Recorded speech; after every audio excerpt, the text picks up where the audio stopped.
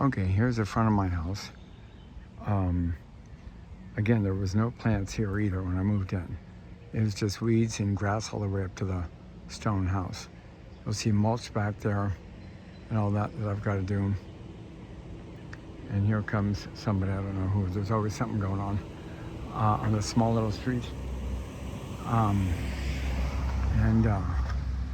This gives you an idea of all the stuff I planted, because I've decided what I want to do is go ahead and plant things that I will enjoy from my vantage point, from inside the house, looking to the outside.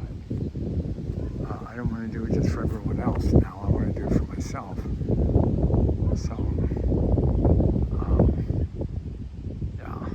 So that gives you an idea of what I've done. See, that's my neighborhood there. Just an old 1950s neighborhood. All right.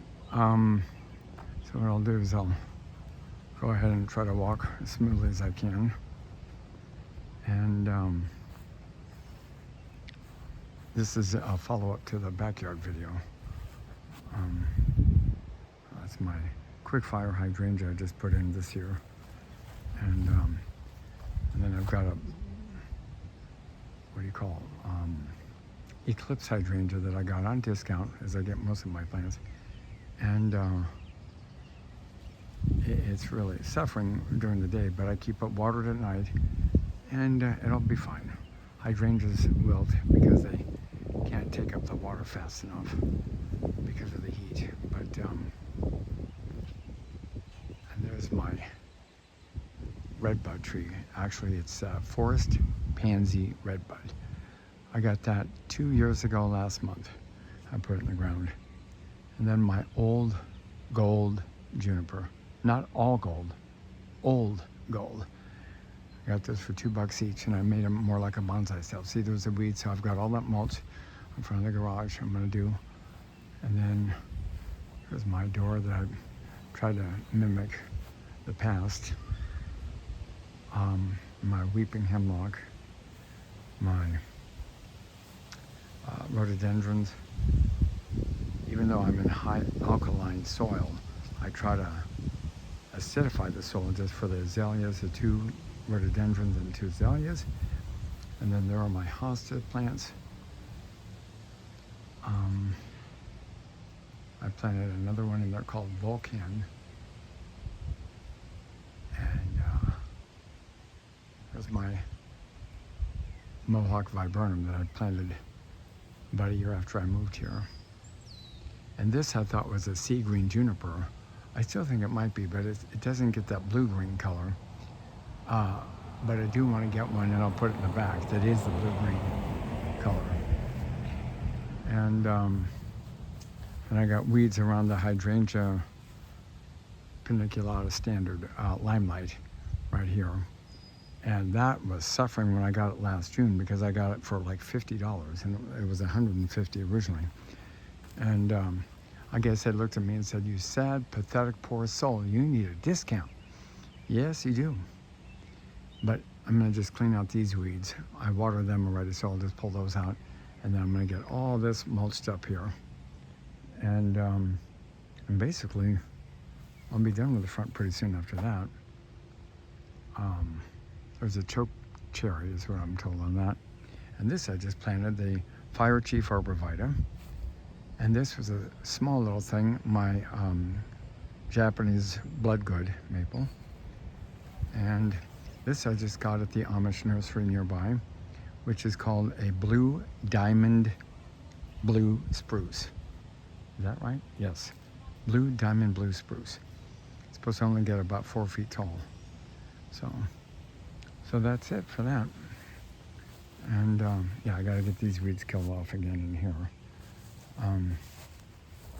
And then I just recently limbed up this plant. That was laying on the side of the road 7 years ago when a neighbor dug it out and was there for a day and a half. And she said, "Take it if you want it, try to make it work." And I did, and it was all gnarled up. It was about this tall, and it was brown and all that. And something told me just keep on doing it. And 7 years later, it's just It's one of my favorite bushes. It's a Berkman's or Breckman's.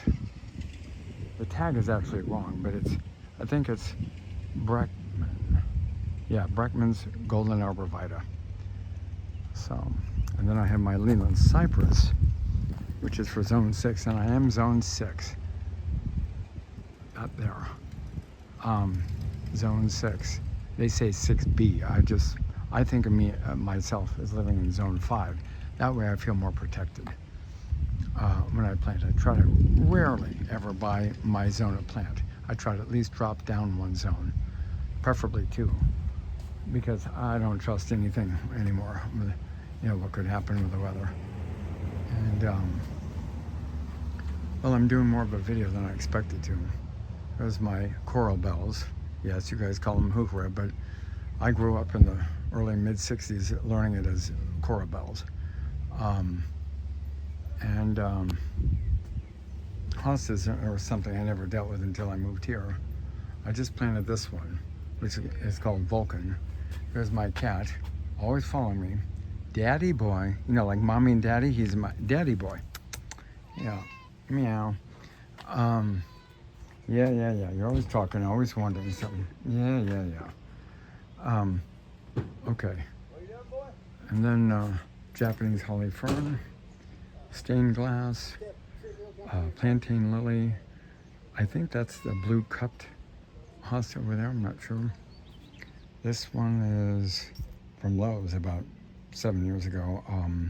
For the life of me, I can't remember, and they still sell them there too.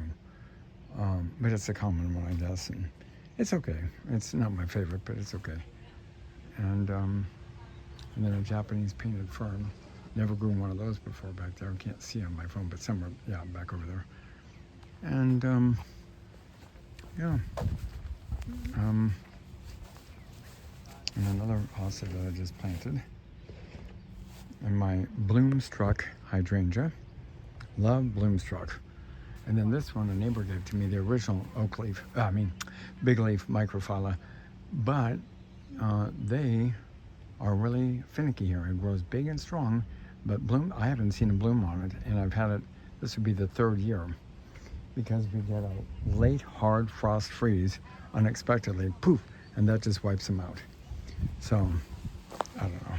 And then I've got phlox here that I paid $1 for last year at Tractor Supply, and I see they're going to start blooming pretty soon. So I didn't realize they were so hardy here.